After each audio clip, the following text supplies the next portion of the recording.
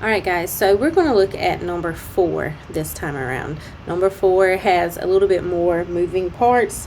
It's a little bit longer, so I am confident that if you can do number 4, then you can do numbers 2 and number 3 as well. So let's look at number 4.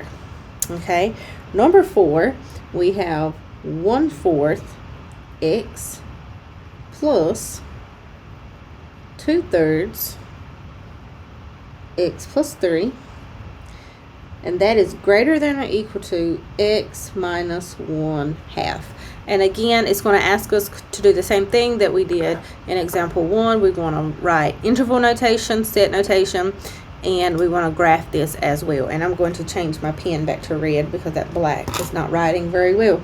But what we want to do, guys, again, as I did in example 1, we want to isolate the variable. And before I do that, I want to expand everything and combine like terms. So what I see here is that I have this 2/3 times x plus 3, and I'm going to need to distribute that 2/3, so that would give me 2/3 x, and then 2/3 times 3, that is going to give me plus 2, and this will be greater than or equal to x minus 1/2. What I have here is, let's see, I have a 1/4 x and I have a 2/3 x. If I add those together by doing my little trick, you can come over to the side. 1/4 plus 2/3, that gives me 3 plus 8/12. So that is 11/12 x plus 2 is greater than or equal to x minus 1/2. Let's write it that way. Okay. Now, what I notice is I have a 12 and I have 2. And I don't think we like these fractions. So what I can do at that point, I could multiply everything by 12. And that, pretend this is not there. I know that's confusing us a little bit where I wrote that to the side.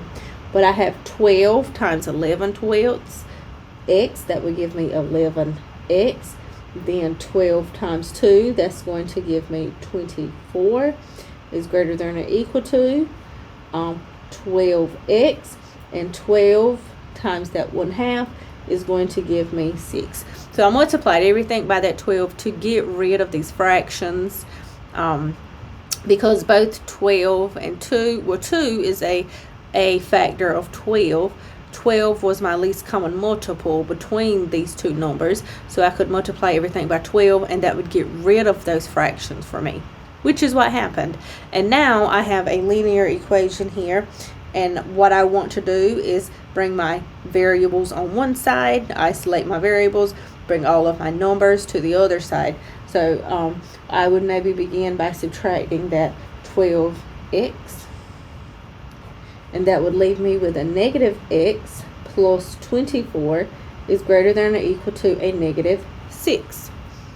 And then again, I would bring that 24 to the other side, and I would do that by subtracting 24. And that would leave me with a negative x is greater than or equal to negative 30. Now, some folks would get here and say, I'm finished. I have x by itself, but you don't have x by itself. You have negative x. So what we want to do, you can divide both sides by -1 because we want to get rid of that negative.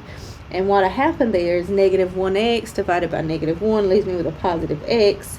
But because I divided by that negative, I have to remember to flip my sign, and then that will be 30.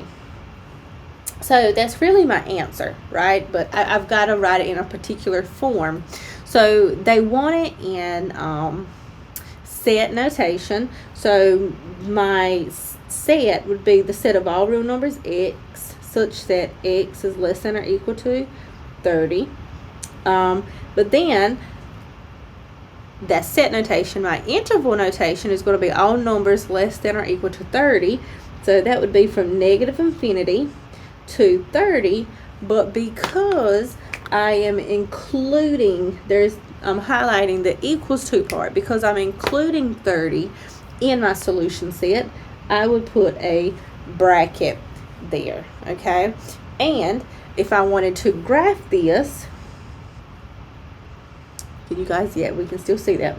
So if I wanted to graph this, I could maybe put 30 on my number line, and I'm not really worried about any other number, but I would put a bracket on 30 because I'm including 30 this time. I'm including 30, and then I would highlight everything less than or equal to 30.